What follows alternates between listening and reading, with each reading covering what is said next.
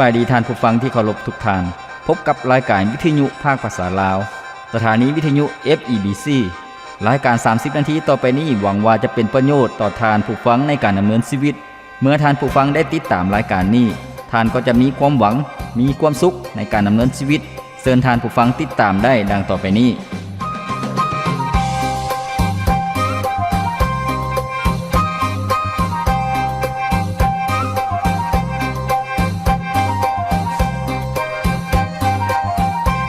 คำของพระเจ้าได้กล่าวไว้ว่าแต่ก่อนอื่นหมดเจ้าทั้งหลายจงแสวงหาราชอาณาจักรของพระเจ้าและความชอบธรรมของพระองค์แล้วพระองค์จะทรงเพิ่มเติมสิ่งทั้งปวงเหล่านี้ให้แก่พวกเจ้าพระธรรมมัทธิวบทที่6ข้อที่33สุขสบายดีพ่อแม่พี่น้องท่านผู้ฟังที่เคารพรักทุกท่านพบกันอีกเช่นเคยกับรายการชีวิตนี้ยังมีความหวังข้าพเจ้าพรประเสริฐผู้ดำเนินรายการยินดีต้อนรับท่านผู้ฟังเข้าสู่รายการของพวกเราซึ่งรายการของพวกเรานั้นได้ออกอากาศทุกๆมื้อทางวิทยุท่านผู้ฟังตั้งแต่ตอนเช้า 6:30 นถึง 7:00 นแล้วก็ตอนแลง 18:30 ถึง 19:00 นท่านผู้ฟังสามารถรับฟังรายการของพวกเราซึ่งอยู่ในคลื่นของชอร์ตเวฟท่านผู้ฟังหากท่านผู้ฟังมีวิทยุท่านผู้ฟังสามารถเห็นตัว S แล้วก็ตัว W นั่นก็คือชอร์ตเวฟในคลื่นชอร์ตเวฟตอนเช้าก็คือ97 95ท่านผู้ฟังแล้วก็ในตอนแรงก็คือ12095นั่นก็คือคลื่นชอร์ตเวฟของรายการของพวกเราท่านผู้ฟังสามารถรับฟังได้แล้วก็ที่ผ่านมารายการของพวกเรานั้นได้นำเสนอในหลายๆหัวข้อหลายๆภาคส่วนนอกจากฟังทั้งวิทยุแล้วรายการของพวกเรานั้นยังมีการไลฟ์สดผ่านทางอินเทอร์เน็ตท่านผู้ฟังก็คือใน YouTube แล้วก็ใน Facebook ใน Facebook เพียงแต่ท่านผู้ฟังพิมพ์เข้าไปคำว่า FEBCภาษาอังกฤษท่านผู้ฟัง FEBC ลาวภาษาอังกฤษท่านผู้ฟังก็จะเห็นหน้าหรือว่าเห็นเพจของรายการของพวกเราท่านผู้ฟังสามารถรับฟังรายการของพวกเราตั้งแต่รายการทำอิฐจนถึงปัจจุบันนี้ซึ่งมี500กว่าหัวข้อแล้วท่านผู้ฟังเชื่อว่าแต่ละหัวข้อนั้นจะเป็นพระพรให้แง่คิดให้ความรู้ที่ดีสำหรับท่านผู้ฟังแล้วก็ในปัจจุบันนี้พวกเราได้เรียนรู้มาถึงภาคส่วนคำหนุนใจในหัวข้อต่างๆท่านผู้ฟังที่เคารพในมื้อที่ผ่านมาพวกเราได้รับพระพรนำกันในหัวข้อที่บอกว่าสงบนิ่งในพระเจ้าท่านผู้ฟังหากชีวิตของพวกเราเชื่อวางใจในพระเจ้าให้พวกเรามีความสงบให้พวกเรานิ่งรอคอยท่าพระองค์การช่วยเหลือที่มาจากพระองค์แล้วชีวิตของพวกเรานั้นก็จะบ่ได้กระวนกระวายหรือว่าบ่ได้ถูกพัดไปพัดมาตามกระแสตามสภาพการของโลกนี้เหตุการณ์ต่างๆอยู่ในยุคปัจจุบันนี้ท่านผู้ฟังที่เคารพเมื่อเว้าถึงจิตใจของคนเฮาพวกเฮาจะเคยได้ยินกันที่พวกเฮาเว้าล้มกันว่าคนนี้เป็นคนใจใหญ่เป็นคนตัวน้อยแต่ว่าเป็นคนใจใหญ่บางคนเป็นคนตัวใหญ่แต่ว่าเป็นคนใจน้อยหรือว่าพวกเฮาโอ้ล้มกันก็คือว่าคนนี้เป็นคนที่ใจสปอร์ตคนนี้มีความกล้าหาญคนนี้มีความมั่นใจในตนเองแต่บางคนผัดเป็นคนที่ขี้ย้านเป็นคนที่บ่กล้าหาญเลยเป็นคนที่เฮ็ดหยังก็บ่มีความมั่นใจท่านผู้ฟังที่เคารพแล้วพวกเฮาอยากเป็นคนที่มีความกล้าหาญพวกเฮาจะเป็นคนที่มีใจใหญ่แนวใดท่านผู้ฟังมื้อนี้เองข้าพเจ้าจะนำพระพรคำหนุนใจมาให้ท่านผู้ฟังในหัวข้อที่บอกว่าจิตใจที่เข้มแข็งท่านผู้ฟังจิตใจที่เข้มแข็งและมีพลังจิตใจที่เข้มแข็งและมีพลังนั่นเป็นแนวใดพระคำของพระเจ้าที่พวกเขาจะมารับพระพรนำกันปรากฏอยู่ในพระธรรม2ติโมธีบทที่1ข้อที่7ซึ่งได้กล่าวไว้ว่าเพราะว่าพระเจ้าบ่ได้ทรงประทานใจอันย่านกลัวให้แก่เฮาแต่ได้ทรงประทานใจอันประกอบด้วยฤทธิ์อำนาจความรักและการบังคับตนให้แก่เฮาแม่นแล้วท่านผู้ฟังนี่ก็คือข้อความซึ่งเป็นพระพรจากพระคิดธรรมคัมภีร์ที่ได้บันทึกไว้เหตุการณ์นี้ก็คือว่าเป็นคำหนุนใจจากจดหมายฝากของอาจารย์โปโลที่เขียนถึงผู้รับใช้หนุ่มที่ชื่อว่าติโมธีนั้นเป็นผู้รับใช้ก็คือเป็นผู้นำในคริสตจักรที่เมืองเอเฟโซท่านผู้ฟังแล้วก็ติโมธีนั้นก็เป็นผู้นำที่เป็นคนหนุ่มน้อยซึ่งยังบ่มั่นใจในตนเอง ความอาวุโสยังบ่มีฉะนั้นจึงขาดความกล้าหาญท่านผู้ฟังอาจารย์โปโลจึงหนุนใจให้ติโมเธียวมีความมั่นใจในพระเจ้าซึ่งติโมเธียวเองเป็นคนที่พระเจ้าทรงตั้งไว้ให้รับผิดชอบในหน้าที่ที่สำคัญดังนั้นประโยคทำอิฐที่อาจารย์โปโลหนุนใจก็คือว่าพระเจ้าบ่ได้ทรงประทานใจอันย่านกลัวให้แก่เฮาแม่นแล้วท่านผู้ฟังพวกเฮาที่เชื่อวางใจในพระเยซูเจ้าพวกเฮาก็เป็นประชากรของพระเจ้าพวกเฮาก็เป็นลูกของพระองค์พระเยซูเจ้าทรงเป็นพระเจ้าผู้ทรงยิ่งใหญ่สูงสุดเป็นพระเจ้าผู้ทรงเป็นเจ้าของชีวิตเป็นพระเจ้าทรงเป็นพระผู้สร้างโลกนี้สร้างจักรวาลนี้เป็นพระเจ้าผู้ทรงมีชัยชนะเหนือผีมารเป็นพระเจ้าผู้ทรงมีฤทธิ์อำนาจเหนือธรรมชาติเหนือโรคภัยไข้เจ็บเป็นพระเจ้าผู้ทรงมีชัยชนะเหนือความตายพระเจ้าที่พวกเขาเชื่อวางใจเป็นพระเจ้าผู้ทรงยิ่งใหญ่สูงสุดดังนั้นการที่พวกเขาเป็นประชากรของพระเจ้าพวกเขาก็ต้องมีความภาคภูมิใจพวกเขาก็ต้องมีความมั่นใจว่าพระเจ้าของพวกเขายิ่งใหญ่และพระองค์ทรงให้สิทธิอำนาจของพวกเขาในการเป็นประชากรของพระองค์และพระองค์ทรงให้พวกเขานั้นมีความเข้มแข็งมีความกล้าหาญท่านผู้ฟังพระเจ้าบ่ได้ปรารถนาให้ประชากรของพระองค์นั้นมีความย่านกลัวขาดความมั่นใจท่านผู้ฟังพระเจ้าบ่ได้ให้ความย่านกลัวให้กับพวกเขาพระคิดธรรมคัมภีร์ได้บันทึกไว้ตั้งแต่พระคัมภีร์เดิมมีได้หลายข้อมีได้หลายจุดที่บอกว่าจงเข้มแข็งและกล้าหาญเถิดเห็นแล้วท่านผู้ฟังพระเจ้าปรารถนาให้พวกเขาซึ่งเป็นประชากรของพระองค์นั้นมีความเข้มแข็งเมื่อพวกเขามีความเข้มแข็งแล้วพวกเขาก็มีความเด็ดเดี่ยวเหนียวแน่นพวกเขาก็มีความกล้าหาญพระเจ้าทรงต้องการให้พวกเขานั้นเป็นคนที่เข้มแข็งบ่แม่นเป็นคนที่ย่านกลัวเป็นคนที่ใจเซาะท่านผู้ฟังบ่แม่นแนวนั้นพวกเขาจะเห็นการแข่งขันโอลิมปิกหรือว่าการแข่งขันระดับโลกท่านผู้ฟังนักกีฬาประเทศต่างๆนั้นทุกคนนั่นเป็นตัวแทนของชาติทุกคนก็มีความเข้มแข็งแล้วก็ทุกคนก็มีความกล้าหาญหากนักกีฬามีความขี้ย้านกลัวบ่มีความมั่นใจยังบ่ทันถึงการแข่งขันก็พ่ายแพ้แล้วท่านผู้ฟังบ่มีชัยชนะได้กองทัพของแต่ละประเทศก็เช่นเดียวกันท่านผู้ฟังนักรบทุกคนก็คือต้องมีความเข้มแข็งมีความกล้าหาญนักรบก็เช่นเดียวกันยังบ่ทันได้เข้าสู่สงครามยังบ่ได้เข้าสู่การต่อสู้ก็มีความย่านกลัวก่อนแล้วก็บ่สามารถที่จะได้รับชัยชนะท่านผู้ฟังแล้วก็เกียรติศักดิ์ศรีนั้นก็จะบ่มีเช่นเดียวกันการที่พวกเราเป็นประชากรของพระเจ้าพระเจ้าก็ปรารถนาให้พวกเราเป็นคนที่เข้มแข็งความเข้มแข็งมาจากไสท่านผู้ฟังความเข้มแข็งของพวกเรานั้นมาจากพระเจ้าพระเจ้าทรงประทานจิตใจที่มีความเข้มแข็ง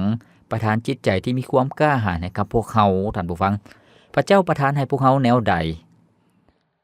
เมื่อพวกเขาเชื่อวางใจในพระเยซูเจ้าพวกเขาก็มีพระวิญญาณบริสุทธิ์ของพระเจ้าอยู่ในชีวิตของพวกเขาซึ่งเป็นพระวิญญาณของพระเจ้าแล้วก็พระวิญญาณบริสุทธิ์ทรงเป็นพระเจ้าเมื่อพระเจ้าอยู่ในชีวิตของพวกเขาก็มีความเข้มแข็งมีความกล้าหาญพวกเขาก็บ่ได้ย่านกลัวต่อสภาพการที่ยุ่งยากลำบากเมื่อพวกเขาติดตามพระเยซูเจ้าเมื่อพวกเขาบวชละบาดรับใช้พระองค์ถึงแม้ว่าจะมีคำเยาะเย้ยคำนาบคูจากคนที่บ่มักจากคนที่ต่อต้านพวกเขาพระเจ้าที่อยู่ในชีวิตของพวกเขานั้นจะกระตุกสุกยู่จะกระตุ้นจิตใจของพวกเขาให้มีความกล้าหาญขึ้นมาพวกเขาจะบ่ได้ย่านกลัวพวกเขาจะประกาศเป็นพยานให้กับคนอื่นๆท่านผู้ฟังเมื่อพวกเขาไปเห็นคนที่ถูกผีเข้าถูกวิญญาณชั่วร้ายเบียดเบียนถูกผีเข้าสิงพระเจ้าจะให้พวกเขามีความกล้าหาญต่อสู้กับวิญญาณชั่วร้ายเหล่านั้นกับผีมารร้ายเหล่านั้นให้มันพ่ายแพ้ไปท่านผู้ฟังดังนั้นท่านผู้ฟังที่เคารพมื้อนี้พวกเรากำลังรับฟังรับพระพรนำกันในหัวข้อที่บอกว่าจิตใจที่เข้มแข็งกล้าหาญท่านผู้ฟังให้พวกเราพักฟังเพลงจากรายการของเฮาก่อนจาก1เสียงเพลงและพวกเราจะมาเรียนรู้นำกันอีกว่าพระเจ้าทรงประทานจิตใจที่เข้มแข็งกล้าหาญให้พวกเรานั้นมีแนวใดแด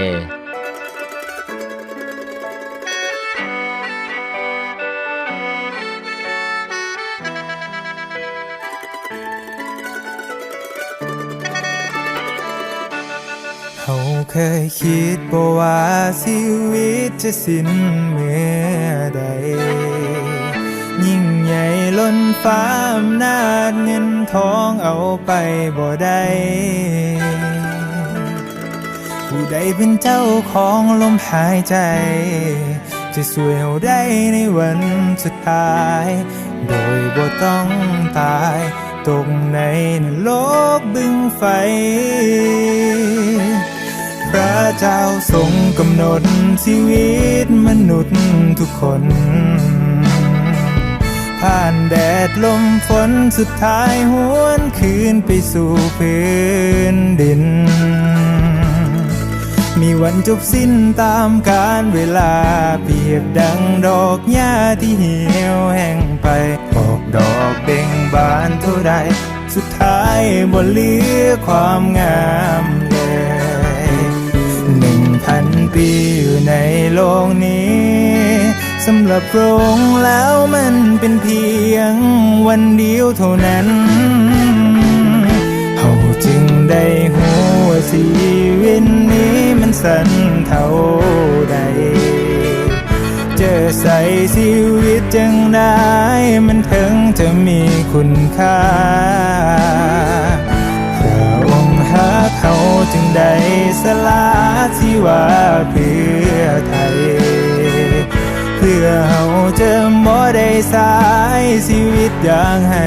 จุดหมายจะได้หูว่าชีวิตนี้มีพระเจ้าแสนดีที่บ่ทิ้งเฮาไปช่วยให้เฮาได้ไปอยู่สวรรค์กับพระองค์นิรันดร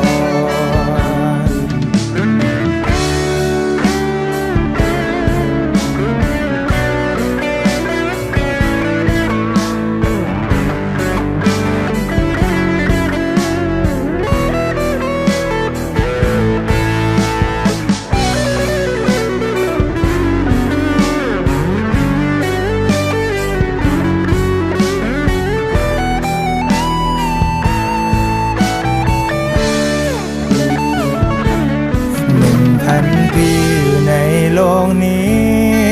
สำหรับพระองค์แล้วมันเป็นเพียงวันเดียวเท่านั้นเฮาจึงได้หูว่าชีวิตนี้มันสั้นเท่าใดเจอใส่ชีวิตจังได้มันถึงจะมีคุณค่าพระองค์หาเขาจึงได้สละชีวาเพื่อไทยเพื่อเฮาจะบ่ได้สายชีวิตอย่างให้จุดหมา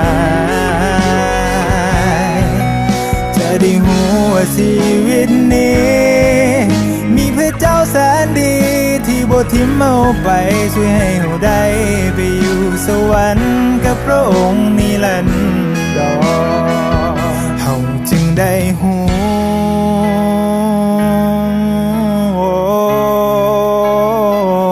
เจอใส่ชีวิตจังได้ให้มีคุณค่าเขาจึงได้สละชีวาเพื่อไทย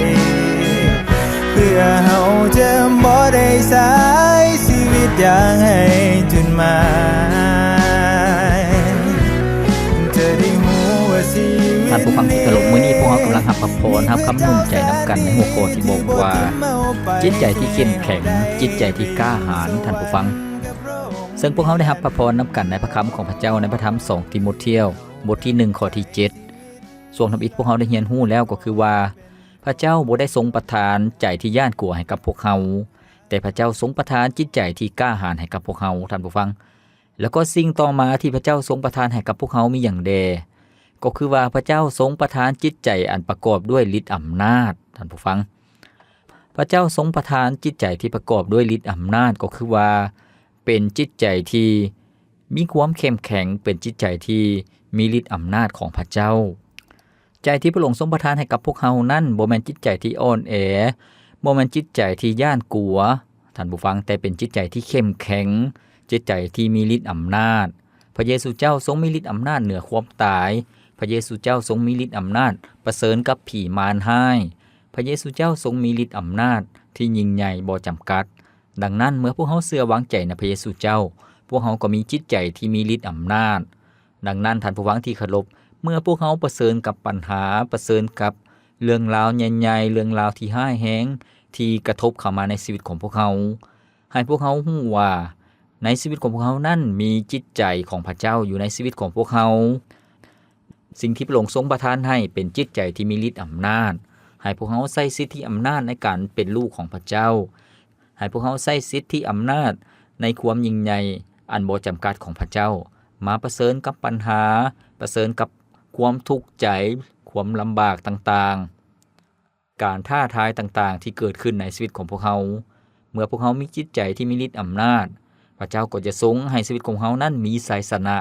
และผ่านพาอุปสรรคต่างๆนานาไปได้อย่างแน่นอนท่านผู้ฟังขอบพระคุณพระเจ้าดังนั้นให้พวกเขาหนุนใจซึ่งกันและกันคนที่เชื่อวางใจในพระเจ้าให้พวกเขารู้ว่าพวกเขามีจิตใจอันเข้มแข็งมีจิตใจอันมีฤทธิ์อำนาจอยู่ในชีวิตของพวกเขาโดยพระเจ้าท่านผู้ฟังพวกเขาจะเห็นจิตใจที่มีฤทธิ์อำนาจที่พระเจ้าทรงประทานให้กับบรรดาสาวกของพระองค์ปรากฏเป็นจริงอยู่ในพระธรรมกิจการเมื่อบรรดาสาวกก็คือผู้ที่เชื่อวางใจในพระเยซูเจ้าได้รับฤทธิ์อำนาจจากพระวิญญาณบริสุทธิ์เจ้าซึ่งพระเจ้าทรงประทานให้เขาเจ้าก็มีความกล้าหาญเขาเจ้าก็มีความเข้มแข็งการรับใช้พระเจ้าก็เกิดผล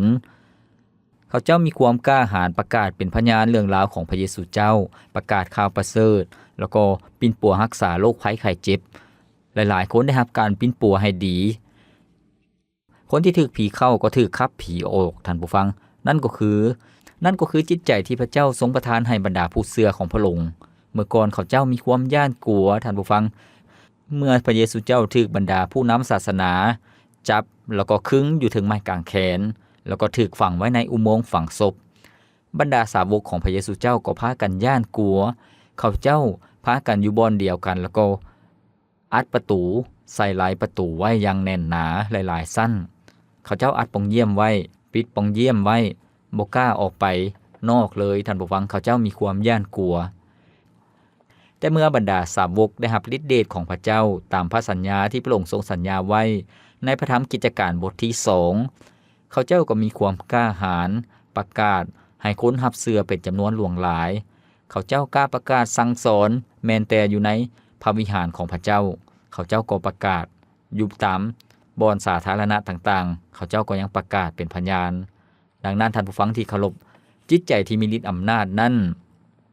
เป็นจิตใจขององค์พระเยซูคริสต์เจ้าที่ให้กับบรรดาผู้ที่เชื่อวางใจในพระองค์ดังนั้นพวกเขาจะเห็นในประวัติศาสตร์ในอดีตบรรดาผู้ที่เชื่อวางใจในพระเยซูเจ้าเขาเจ้าบ่ย้านแม้แต่การถูกข่มเหงการถูกเฆี่ยนตีการถูกทรมานแม้แต่ความตายเขาเจ้าก็ยังบ่ย้านเพราะว่าเขาเจ้ามีความกล้าหาญมีความเข้มแข็ง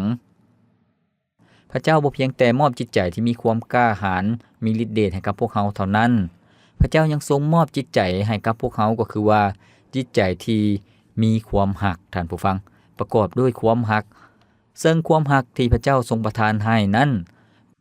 เป็นความหักที่ยืนยงเป็นความหักที่มั่นคงเพราะว่าเป็นความหักที่มาจากพระเจ้าเป็นความหักที่บ่ได้เห็นแก่ตัวเป็นความหักที่เสียสละเป็นความหักที่จริงใจเป็นความหักที่บริสุทธิ์ท่านผู้ฟังนั่นก็คือจิตใจที่พระเจ้าทรงประทานให้กับพวกเขาก็คือ1บ่แม่นจิตใจที่ย่านกลัว2บ่แม่นจิตใจที่อ่อนแอแต่เป็นจิตใจที่มีฤทธิ์อำนาจของพระเจ้าแล้วก็เป็นจิตใจที่มีความหักดังนั้นท่านผู้ฟังที่เคารพเมื่อพวกเขาเชื่อวางใจในพระเจ้าถึงแม้ว่าหลายๆคนทำให้พวกเขาหลายๆคนหักหลังพวกเขาหลายๆคนป้อยด่าหรือว่าเยาะเย้ยพวกเขาหรือว่าเฮ็ดให้พวกเขาเสียใจแต่พวกเขาก็ยังสามารถให้อภัยกับคนเหล่านั้นได้เพราะว่าพระเจ้าทรงให้พวกเขานั้นมีจิตใจที่มีความหักพวกเขาสามารถให้โอกาสกับคนอื่นๆที่เฮ็ดผิดต่อพวกเขาสามารถยอมรับเขาเจ้าได้เมื่อก่อนพวกเขาบ่สามารถยอมรับแต่ว่าเมื่อพระเจ้าทรงให้พวกเขาได้รับความหักที่มาจากพระเจ้าเขาก็สามารถแบ่งปันความหักของพระเจ้าให้กับคนอื่นๆได้เมื่อก่อนเขาเห็นแก่โตเมื่อก่อนเขาเป็นคนใจแคบเมื่อเขาเชื่อวางใจในพระเจ้าเขาก็เป็นคนที่มีใจกว้างขวางเป็นคนที่มีใจเอื้อเฟื้อเผื่อแผ่ฮักคนอื่น พวกเขาสามารถห่วงใยคนอื่นด้วยความจริงใจได้ท่านผู้ฟังพระเจ้าบ่เพียงแต่มอบจิตใจที่ประกอบด้วยความรักให้กับพวกเขาเท่านั้นพระองค์ยังทรงมอบจิตใจแห่งการบังคับตนเองให้กับพวกเขาสิ่งนี้เป็นสิ่งที่สำคัญแล้วก็เป็นสิ่งที่มาจากพระเจ้าท่านผู้ฟังจิตใจที่มีการบังคับตนเองก็คือจิตใจที่บ่ได้ห้ายดาจิตใจที่บ่ได้เครียดแค้นให้กับคนอื่นจิตใจที่บ่ได้โมโหโทโสหรือว่าใจห้ายง่ายๆท่านผู้ฟังพวกเขาสามารถบังคับความคิดจิตใจของพวกเขาเองได้พวกเขาบ่ได้ปล่อยอารมณ์ไปตามสภาพการไปตามความหุนแฮงหากพวกเขาบ่สามารถควบคุมตนเองได้เมื่อมีเรื่องมากระทบพวกเขาก็มีการพิษเถียงกันมีการห้ายด่ากันมีการ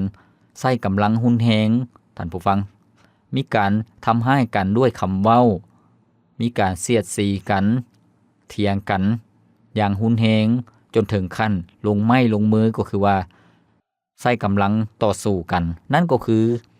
หากพวกเขาบ่ได้บังคับตนเองท่านผู้ฟังแต่ว่าหากพวกเขาสามารถบังคับตนเองพวกเขาก็สามารถสงบลงได้พวกเขาก็สามารถที่จะให้จิตใจของตัวเองนั่นเย็นลงได้คนที่เชื่อวางใจในพระเจ้าพระองค์ทรงมอบจิตใจในการบังคับตนเองก็คือว่าเป็นคนที่มีความสุขุมมีความรอบคอบบ่ได้เป็นคนมีความใจห้ายง่ายหรือว่าเครียดง่ายเป็นคนที่มีความสงบเงียบท่านผู้ฟังเป็นคนที่มีจิตใจที่บริสุทธิ์มีความสัตย์ซื่อการบังคับตนเองนั่นก็ยังเกี่ยวข้องถึงการบ่ได้ปล่อยเนื้อปล่อยโตไปตามกิเลสตัณหาบ่ได้ปล่อยเนื้อปล่อยโตไปตามสิ่งที่ล่อลวงบ่ได้ปล่อยเนื้อปล่อยโตไปตามอารมณ์ร้ายบ่ได้ปล่อยเนื้อปล่อยโตไปตามการล่อลวงของความบาปของสิ่งชั่วร้ายต่างๆท่านผู้ฟังคนที่สามารถควบคุมตนเองควบคุมจิตใจของตนเองควบคุมอารมณ์ของตนเองก็จะเป็นคนที่บ่ได้ผิดพลาดง่ายท่านผู้ฟังเป็นคนที่บ่ได้หลงเชื่อต่อการล่อลวงของความผิดบาปแล้วก็จะบ่ได้เฮ็ดสิ่งที่บ่ถูกบ่ต้องดังนั้นท่านผู้ฟังที่เคารพให้พวกเขาเป็นคนที่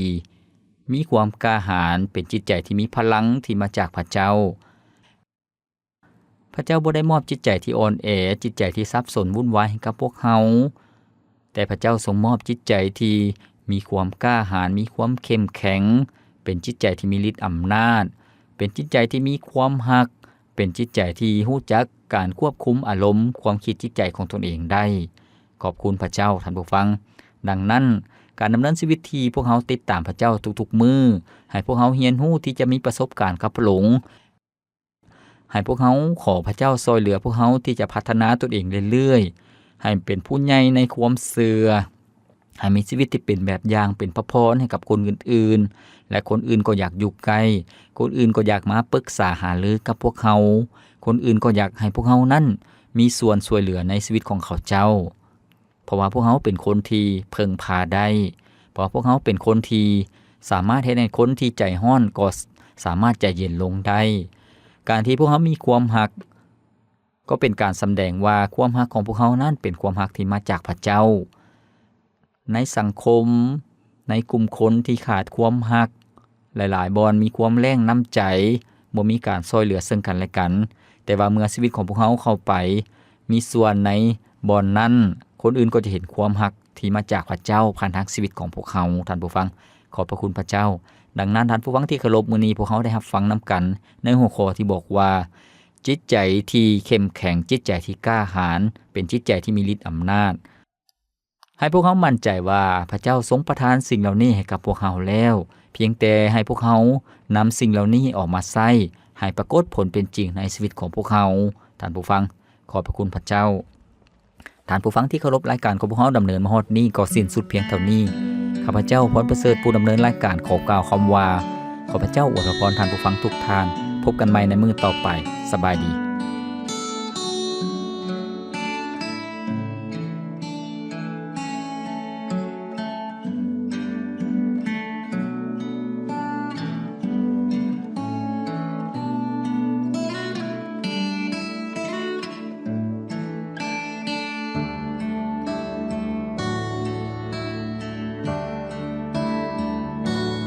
สาธุกา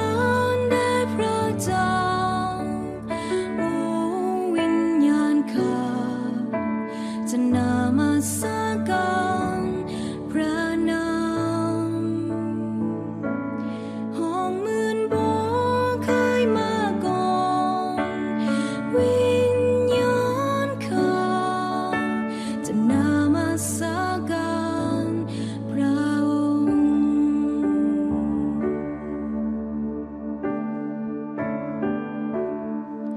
ตาเว้นขึ้นมาเป็นหุ่งเสาอารุณใหม่ นี่เป็นเวลาจะห้องเพลงอีกครั้ง ทุกสิ่งที่ผ่านไป หรือมีสิ่งใดมาขวางหน้า ข้าจะห้องเพลงยามคำคอยลงแลง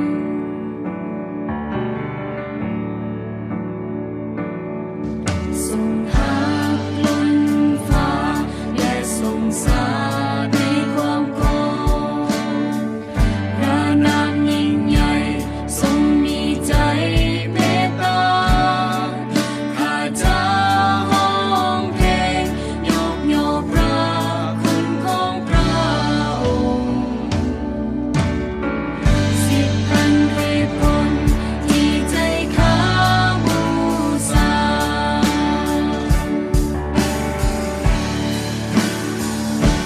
สาธุการแด่พระเจ้า โอ้วิญญาณข้าจะนามัสการพระนามห้องเงินบ่เคยมาก่อนวิญญาณข้าจะนามัสการพระองค์ สาธุการแด่พระเจ้า โอ้วิญญาณข้าจะนามัสการพระนามห้องเมืองบ่เคยมาก่อนวิญญาณข้าจะนามัสการพระองค์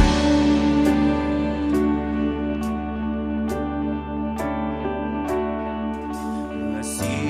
วิตข้าเกิดอ่อนล้าและโหยแห้ง และวันสุดท้ายได้เคลื่อนย้ายเข้ามาถึง แต่จิตใจข้าห้องสรรเสริญบ่สิ้นสุด หอยวันพันปีและสัวกาลานาน